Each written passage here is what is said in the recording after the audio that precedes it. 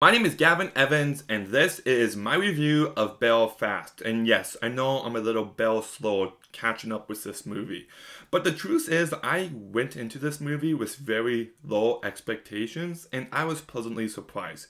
You might be wondering though, why did I go in with low expectations?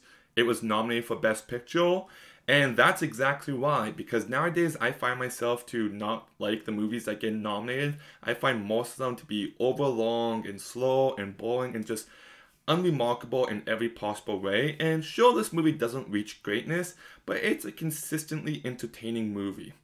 Kenneth Branagh directs this movie, and he does a really good job with it. It's shot in black and white, and I'm not going to say the movie looks great, but it does take good usage of that effect, and there are some moments while they're watching a movie where the movie does look really great in those moments.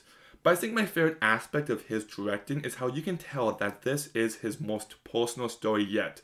That this was him growing up in Belfast. The issues with the city, the issues with the family, and how he spent his time, whether it's with his family or watching movies. You can just gain a sense of what his childhood was like from this movie. And I really like that angle of it. I also think this movie is just consistently delightful and charming throughout. The entire cast does a great job. Jude Hill does a good job in the lead role. Catriona Balfe, I'm probably mispronouncing her name. I'm kind of curious, is she related to the composer Lonnie Balfe because they have the same last name? Maybe not, maybe Balfe is a common name. But anyways, I thought she was really good in the movie.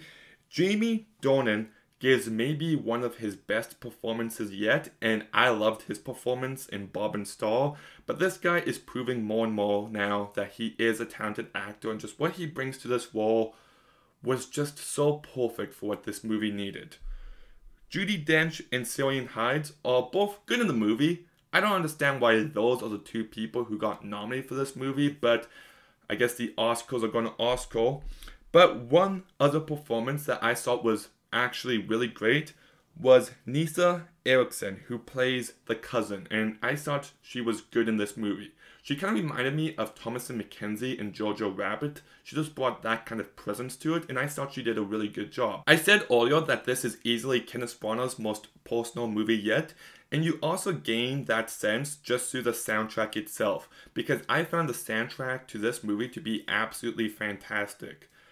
Last Night in Soho probably has the best soundtrack of 2021, but this might be right behind it. I thought the usage of it felt nostalgic in a very personal way, and it also just made for some very delightful scenes. Like that scene where Jamie Dornan is singing Everlasting Love was just, I had the biggest smile on my face for during that scene. The only aspect of this movie that didn't work for me is that Jamie Dornan's character is caught up with some people that he shouldn't be caught up with.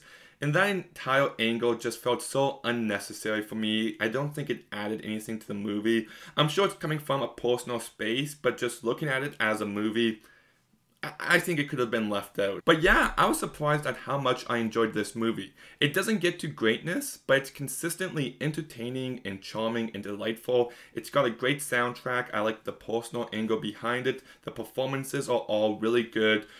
I'm going to go ahead and give it a lower rating for now, but I can see that over time my rating for this movie might go up because it's one that I do see myself revisiting quite often. So I'm going to go ahead and give Belfast a 6.5 out of 10. Like I said, that rating could go up. I did quite enjoy this movie. But have you seen Belfast? What did you think about it? Let me know in the comments down below. Make sure you like, make sure you comment, make sure you subscribe.